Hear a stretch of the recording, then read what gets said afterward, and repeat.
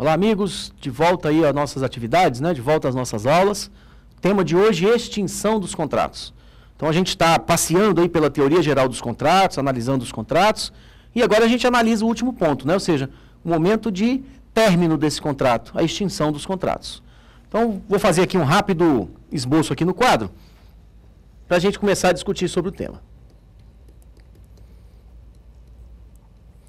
Extinção dos contratos. Ora,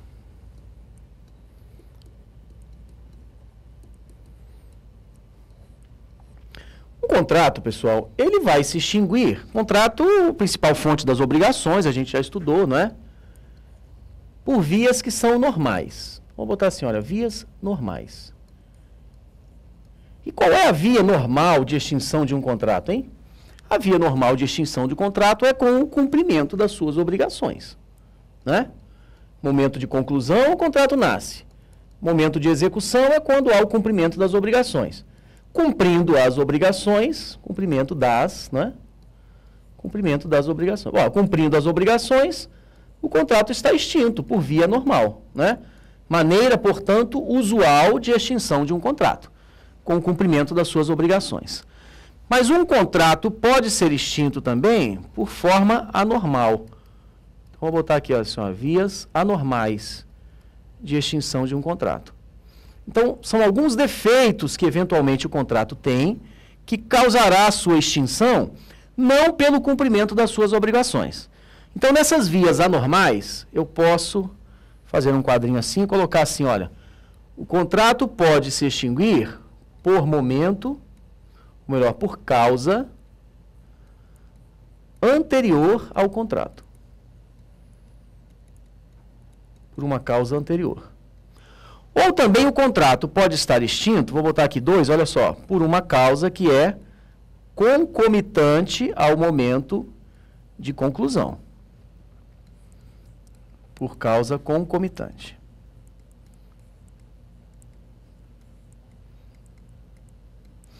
E por último, o contrato pode ser extinto por uma causa que é posterior ao momento de conclusão. Por causa posterior.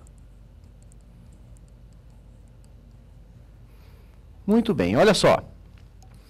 As vias anormais de extinção de um contrato, eu posso analisar uma causa que é anterior ao momento de conclusão, eu posso analisar uma causa que é concomitante, ou seja, ela surgiu exatamente no momento de conclusão, quando houve o acordo de vontades, e eu posso analisar também a extinção de contrato por uma causa que surgiu após o momento de conclusão.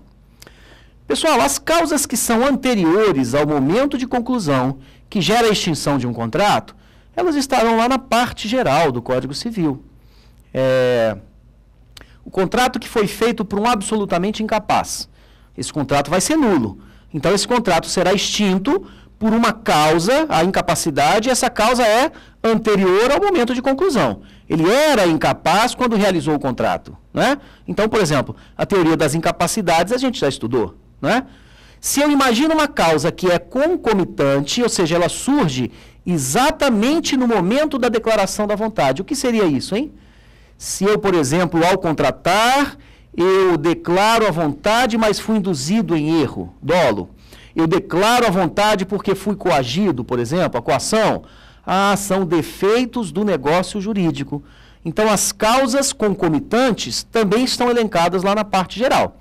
Erro, dolo, coação, estado de perigo, lesão e fraude contra credores já não é o caso, que aí seria vício social, né? Então, vejam vocês, as causas anteriores ou as causas concomitantes, a gente já estudou.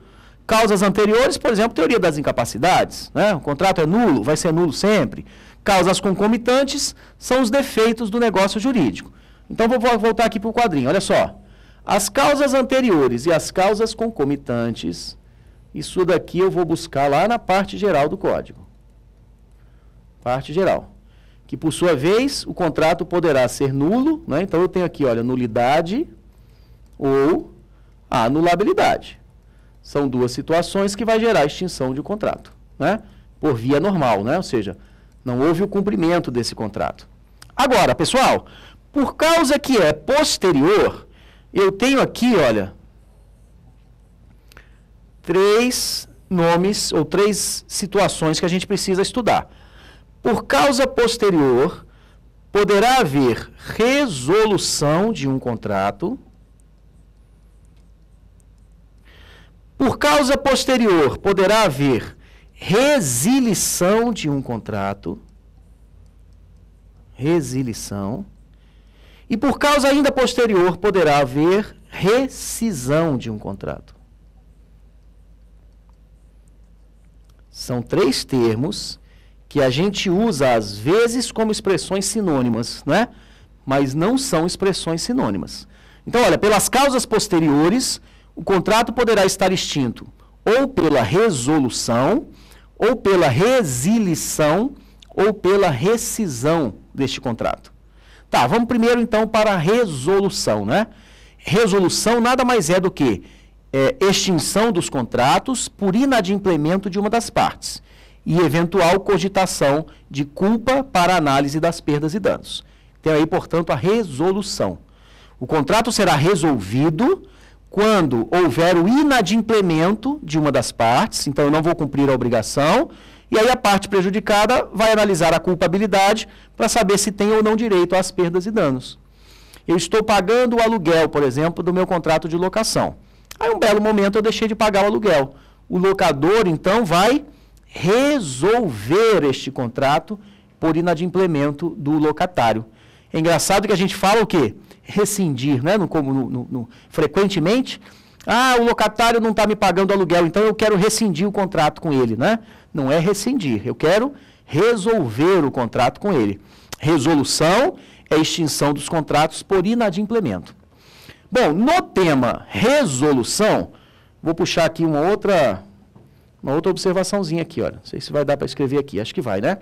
Sobre o tema resolução, o legislador fala da possibilidade de arguir a exceção de contrato não cumprido.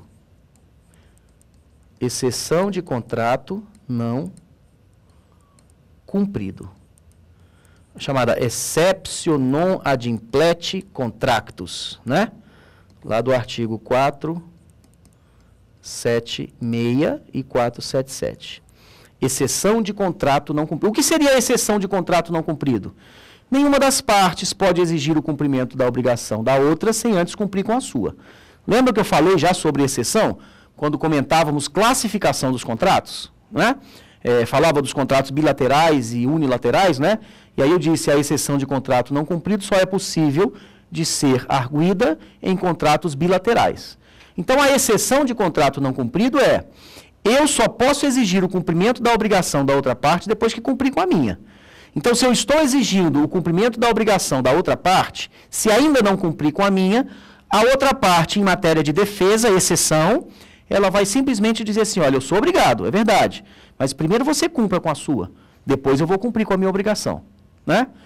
Pessoal, já tem um erro aqui, não tem? Exceção de contrato não cumprido é matéria de defesa.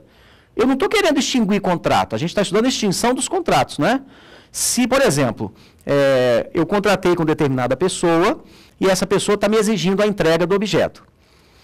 Na minha defesa, na minha exceção, eu vou dizer assim, eu ainda não entreguei o objeto simplesmente porque você não me pagou o preço. Cumpra com a sua obrigação, que aí sim você poderá exigir o cumprimento da minha. Mas você não pode exigir o cumprimento da minha obrigação sem antes cumprir com a sua. Então, esta exceção, a exceptio non adimplete contractus, eu vou suspender a exigibilidade da obrigação. Mas eu não estou falando em extinção do contrato. Eu estou alegando que ainda não cumpri, ainda não te entreguei o objeto porque você não me pagou. Mas no dia em que você me pagar, terá todo o direito de exigir a entrega do objeto, por exemplo. Né? Então, qual é o erro aqui, pessoal? Exceptio non adimplete contractus, ou exceção de contrato não cumprido, não é matéria para a gente estar estudando na extinção dos contratos, né? Mas o problema é que o legislador colocou a exceção lá no artigo 476. E no 476 é um capítulo que pertence à extinção dos contratos. Tá, muito bem, olha só. Eu posso simplesmente parar de me defender através da exceção e partir para o ataque querendo resolver o contrato. Aí sim. Então, por exemplo, porque você não me pagou o preço, eu não te entreguei o objeto. Me paga o preço que eu entrego o objeto, exceção de contrato não cumprido. Agora, a partir do momento em que você não me pagou o preço e já não me interessa mais contratar, porque a prestação se tornou inútil para o credor, eu vou buscar a resolução desse contrato. Resolução não é extinção por inadimplemento? Então, eu vou invocar agora uma cláusula resolutiva. Vou colocar aqui do lado, olha só. Resolução eu posso arguir pela exceção, ou então eu posso invocar cláusula resolutiva. Cláusula resolutiva. Que por sua vez, deixa eu mudar aqui a cor aqui, olha, só para a gente, para ficar mais didático, né? Olha, essa cláusula resolutiva, ela poderá ser expressa, não sei se deu aí para, tive que apertar aqui, né, pessoal? Ou então ela será tácita. Cláusula resolutiva pode ser expressa ou tácita. Essa cláusula expressa aqui é chamada pacto comissório, e a tácita, ou seja, aquela que vai existir em todo contrato bilateral, se ela não for expressa, ela existirá de forma tácita, e aí diz o legislador, olha, a cláusula resolutiva tácita depende de interpelação judicial. Já já a gente vai fazer a leitura dos artigos aqui e eu fecho toda essa matéria.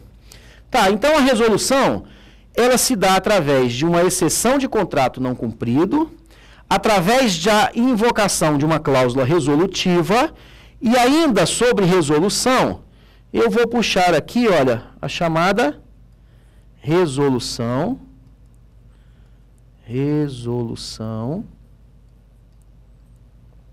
por onerosidade excessiva. Onerosidade excessiva. Lá do artigo 478, né, pessoal? A resolução por onerosidade excessiva. Resolução por onerosidade excessiva é aquela situação que existe nos contratos de execução continuada ou diferida, quando, por virtude de um fato superveniente e imprevisível, que me causa uma excessiva onerosidade, aliada à extrema vantagem da outra parte, posso eu, prejudicado, pleitear a resolução desse contrato. Ao alegar a chamada cláusula rebus sic stantibus, né, eu, ao invés de pleitear a resolução, posso também pleitear a modificação do contrato para que ele possa ser conservado. Isso vai mexer no objeto da obrigação, isso a gente já estudou. Mexer no objeto da obrigação significa, portanto, possibilitar a mudança desse objeto através da teoria da imprevisão do artigo 478. Né? Tá, resolução dos contratos, exceção de contrato não cumprido, cláusula resolutiva e a própria resolução por onerosidade excessiva. Desculpem a minha letra aí, mas é que já estava apertado aqui no final, né? Muito bem, olha só. Resilição, agora, por sua vez, pessoal, resilir um contrato significa extinguir um contrato que é de execução continuada pelo interesse, pela vontade de uma ou ambas as partes. Mas não é por inadimplemento, hein, pessoal? Resilição é forma de extinção de um contrato de execução continuada quando não há mais interesse nas partes na continuidade desse contrato. A resilição pode se dar pela vontade de uma ou ambas as partes. Então, por exemplo, eu tenho um contrato de locação que é por prazo indeterminado. Já estou morando no imóvel já há 10 anos. Mas eu não sou obrigado a ficar pelo resto da vida morando no imóvel, né? Então, quando me aprouver, eu posso sim desistir da contratação. Olha, já passei 10 anos, estou te notificando, estou avisando e dando um prazo de 30 dias, é indispensável essa notificação premonitória, né? Então, estou lhe dando um prazo de 30 dias e avisando que a partir desses 30 dias eu não mais estarei contratando. Isso é resilição. Resilir o contrato seria, então, extinguir o contrato, que é de execução continuada pela vontade de uma ou de ambas as partes. Quando a resilição se dá de forma bilateral, ou seja, quando a resilição ocorre pela vontade de ambas as partes, eu tenho o que a doutrina chama de distrato. Distrato. Então, o distrato nada mais é do que um contrato que é feito para extinguir o contrato anterior. Tem um contrato de locação, locatário e locador chegam à seguinte conclusão: eu também já não quero mais alugar, você também já não quer mais me pagar o aluguel, vamos fazer o seguinte, vamos fazer um contratozinho bem simples, dizendo, por exemplo, que você não tem nenhuma reclamação para comigo, eu também te dou quitação total de todos os aluguéis, vamos colocar nesse contrato aí que você vai me pintar a casa para me entregar no final do mês, vamos dar um prazo para você sair, etc. Então eu estou criando algumas regras, não é? Essas cláusulas contratuais eu vou reunir através de um instrumento chamado distrato. O distrato, portanto, nada mais é do que uma resilição bilateral, ok? Tá, e por sua vez, olha, resolução, resilição e rescisão. O termo rescisão, ele é usado de forma equivocada quando eu me refiro à resolução, né? Ah, você não me pagou? Pois então eu vou rescindir o contrato com você, né? Ah, a empresa de prestação de serviços não cumpriu o que prometeu? Pois eu vou rescindir o contrato com você. Não, a empresa não cumpriu o contrato, eu vou resolver o contrato com você. Resolução é extinção por inadimplemento. A rescisão, ela fica hoje restrita à extinção de um contrato pelo vício de lesão. Então, aquele que quando alguém está premido por necessidade ou inexperiência, quando este alguém aceita uma prestação manifestamente desproporcional, ele poderá rescindir o contrato. Rescisão dá uma ideia de dilacerar o contrato, né? Então, a rescisão, vou botar aqui embaixo, olha, a rescisão é, tecnicamente falando, específica quando há extinção do contrato por lesão. E aí me perdoe porque rescisão, se é lesão, lesão era para ser uma causa concomitante, né?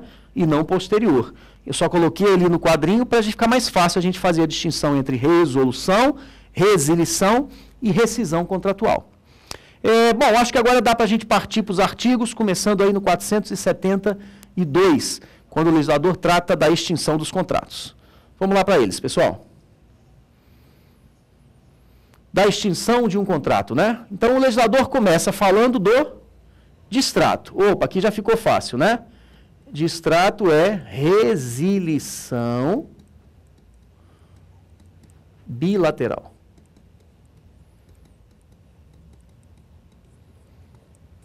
Resilição bilateral, né? Então, 472, o distrato faz-se pela mesma forma exigida para o contrato. Ora, se o distrato é exatamente um contrato feito para extinguir o contrato, a formalidade que há no contrato haverá necessariamente no distrato. 473, a resilição unilateral, então aqui não é distrato, né? O distrato é quando é bilateral. A resilição unilateral, então, é quando uma das partes diz ou manifesta a vontade de não mais contratar. A resilição unilateral, nos casos em que a lei expressa ou implicitamente o permita, opera mediante denúncia notificada à outra parte, né? Então, se eu quero resilir o contrato, é claro que eu tenho que notificar a outra parte da minha intenção. Às vezes, essa notificação, ela precisa de um tempo mínimo, né? Então, por exemplo, eu falei sobre contratos de locação. Na locação residencial urbana, por exemplo, a resilição só pode se dar com uma notificação premonitória de 30 dias, se eu tenho contrato por prazo indeterminado. Se a locação é residencial urbana, eu ainda tenho que respeitar aqueles 30 meses, enfim, né? O que eu quero dizer aqui é que em alguns contratos, eu não posso simplesmente resilir. Eu tenho que saber o que diz a lei, né? Então, em alguns contratos, não se admite essa resilição de forma unilateral. Mas se eu tenho, por exemplo, um contrato de locação comercial feito por prazo indeterminado, eu posso resilir a qualquer momento, desde que dê a outra parte uma notificação premonitória, um aviso premonitório de 30 dias, ok? Tá, o parágrafo único é importante, pessoal, inovação do Código de 2002. Olha que interessante. Se, porém, dada a natureza do contrato, uma das partes houver feito investimentos consideráveis para a sua execução, a denúncia unilateral só produzirá efeito depois de transcorrido um prazo compatível com a natureza e o vulto dos investimentos. Tá, eu acabei de falar que em contrato de locação comercial, a lei do inquilinato ela não vai proteger muito, porque ela acha que as partes estão mais ou menos em situação de igualdade. Ela vai proteger mais a locação residencial, né? A locação para que a pessoa possa residir, morar no imóvel. A locação comercial, então, se eu faço por prazo indeterminado, eu posso pedir o imóvel a qualquer momento, dando uma notificação premonitória de 30 dias. Mas eu posso subsidiariamente aplicar o parágrafo único do artigo 473, já que a lei do inquilinato não me diz nada. De que forma?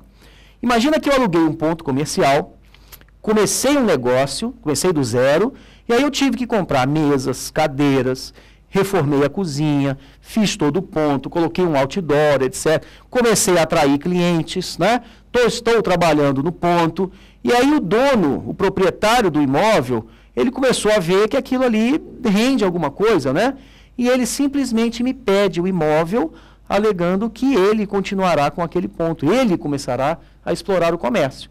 Olha, se a contratação foi feita por prazo indeterminado, ele teria que me dar 30 dias para desocupar o imóvel. Agora, aplicando o parágrafo único do 473, o que eu posso agora alegar? Como eu fiz investimentos consideráveis para aquela locação, por exemplo, o locador poderá resilir sim, mas ele vai ter que me dar um prazo, um tempo compatível para que eu possa recuperar aquilo que eu investi. E que prazo é esse? Que tempo é esse? Eu não sei. Só o caso concreto, precisa de perícia, né? Só o caso concreto que vai me dizer qual é o tempo que eu preciso explorar aquele ramo de atividade para poder, por exemplo, resgatar aquilo que eu investi. Então, o parágrafo único do 473, ele pode sim ser usado por analogia aos contratos de locação que são regidos pela lei do inquilinato, pela lei 8.245 de 91. Muito bem, 474. Então, olha, o legislador falou de resilição, né? E agora ele fala de cláusula resolutiva. Só lembrando que a cláusula resolutiva é aquela que existe em todos os contratos bilaterais, né? Então, olha, se você não cumprir com a sua parte, com a sua obrigação, né? Eu posso sim resolver o contrato, cláusula resolutiva, né? Eu posso sim resolver o contrato, pleiteando aí eventuais perdas e danos. Essa cláusula resolutiva, ela pode ser expressa, que é o que a gente denomina de pacto comissório. Cláusula resolutiva expressa é o chamado pacto comissório. Bom, o que diz o 474? Olha lá. A cláusula resolutiva expressa, ela opera de pleno direito. É verdade, né, pessoal? Está lá no contrato. Vamos supor, você deverá entregar a encomenda que foi solicitada até sexta-feira ao meio-dia. Se não entregar até sexta-feira ao meio-dia, eu posso até colocar uma cláusula penal. Se não entregar na sexta-feira ao meio-dia, pagará o credor, por exemplo, uma multa de R$1.000. A cláusula resolutiva, ela é expressa, está lá no contrato. Você só pode entregar a encomenda até sexta-feira, meio-dia. E ela opera de pleno direito, claro. Por quê? Porque a obrigação é a termo. Se o devedor não cumpre até sexta-feira ao meio-dia a obrigação, o contrato estará resolvido. Cláusula resolutiva expressa. Agora, se o contrato é bilateral, eu preciso saber que neste contrato bilateral existe uma cláusula resolutiva. Se ela não é expressa, ela será tácita. E aí, continuando o 474, né? Quando a cláusula for tácita, ela vai depender de interpelação judicial. Por que a cláusula resolutiva tácita dependerá de interpelação judicial? Porque o atraso gera, num primeiro momento, mora. E mora, ainda não vou resolver o contrato, né? Porque mora é possível que o devedor cumpra a obrigação com os encargos da mora.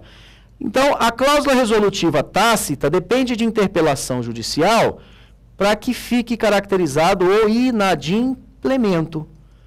Para que o devedor passe, portanto, daquela situação de mora, de mero atraso no cumprimento da obrigação, para uma situação de inadimplemento. 475, pessoal.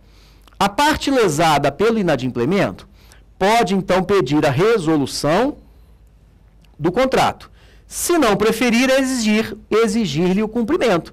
Então, o credor tem duas alternativas, né? Em virtude do não cumprimento da obrigação, o credor pode exigir o cumprimento forçado, mais perdas e danos, ou simplesmente resolver o contrato por inadimplemento, mais perdas e danos. Então, na verdade, pessoal, esse artigo aqui tem uma pequena impropriedade que eu vou corrigir. Olha só.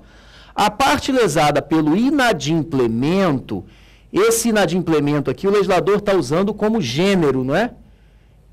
Que pode ser relativo, que seria a própria mora, não é? ou então o inadimplemento absoluto.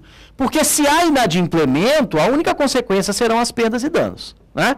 Então entendam aí, onde está escrito inadimplemento relativo, parcial, o mesmo que mora, né?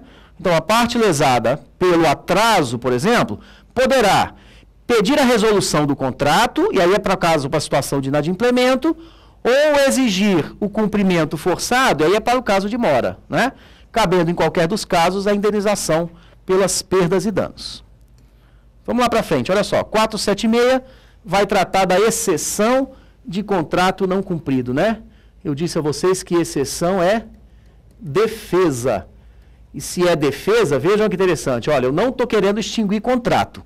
A exceção, ela vai ser usada como matéria de defesa para que eu não possa cumprir a minha obrigação. Então, olha, nos contratos de execução, nos contratos bilaterais, nenhum dos contratantes, antes de cumprir a sua obrigação, pode exigir o implemento do outro. Eu só posso exigir o cumprimento de uma obrigação depois de cumprir com a minha, né? Essa exceção, talvez vocês encontrem em prova assim, olha, exceptio non adimplet contractus.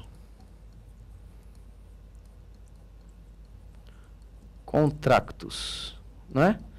Exceptio non adimplet contractus, ou seja, a exceção de contrato não cumprido. Talvez vocês encontrem assim, olha, exceptio non rite adimplet contractus. O que é exceptio non rite adimplet contractus? É a execução parcial, melhor, a exceção parcial de um contrato não cumprido. Então, por exemplo, se você não me pagou o preço, eu não lhe entrego o objeto. Exceção de contrato não cumprido. Se você me pagou a metade do preço, eu vou arguir a exceção também de forma parcial. Então, eu vou lhe entregar a metade dos objetos, por exemplo. Exceptio non rite adimplet contractus. Exceção parcial de contrato não cumprido. E eu já falei para vocês, lá nas aulas anteriores, que a cláusula contratual que impossibilita a parte prejudicada alegar a exceção de contrato não cumprido é chamada cláusula solve et repete, né? Vou botar aqui embaixo, olha. A cláusula que exclui a possibilidade de você arguir a exceção é chamada cláusula solve et repete. Muito frequente em contratos administrativos, né? Onde o interesse coletivo fala mais alto. Por isso, o usuário ou o cidadão comum não poderia, em tese, alegar a exceção de contrato não cumprido. Muito bem, pessoal, artigo 477. Se depois de concluído o contrato, sobrevier a uma das partes contratantes diminuição em seu patrimônio, capaz de comprometer ou tornar duvidosa a prestação pela qual se obrigou, pode a outra recusar-se à prestação que lhe incumbe, até que aquela satisfaça que lhe compete ou dê garantia bastante de satisfazê-la. Meus amigos, eu já comentei esse 477 quando a gente falou do 333, aquelas hipóteses de vencimento antecipado das dívidas. E aí eu dizia, do inciso 3, o mesmo que eu digo aqui no 477. O legislador aí operou com excesso de zelo, né? Na verdade, quer dizer que se depois que eu faço o contrato, uma das partes tem diminuição no seu patrimônio, que é capaz de comprometer, ou o que é pior, né, ou tornar duvidosa a prestação, aí eu posso simplesmente se recusar a cumprir com a minha obrigação, até que a outra parte me dê garantia. Não faz o menor sentido, né? Ou seja, eu contratei, sei lá, fiz um contrato de empreitada, né? Chamei uma empresa para fazer uma obra qualquer. Essa empresa tem lá um patrimônio. A empresa, rigorosamente, ela vem trabalhando na construção do imóvel que eu pedi. Só que o patrimônio dessa empresa sofreu uma diminuição, por um motivo qualquer. E por conta desta diminuição, talvez fique duvidoso o cumprimento da prestação. Sim, mas a empresa nunca atrasou. A empresa vem cumprindo rigorosamente os prazos. Mas só o fato de ela sofrer uma diminuição que, em tese, tornou duvidoso o cumprimento da prestação, eu posso suspender a minha obrigação. Eu não vou mais pagar o preço, por exemplo, pela obra. Não é um absurdo? Um excesso de zelo? Eu vou suspender minha obrigação até que a empresa me dê garantia suficiente que vai cumprir? Ora, o momento para você analisar as garantias é o momento de conclusão. não o momento de execução, né? Então fica aí a pequena observação.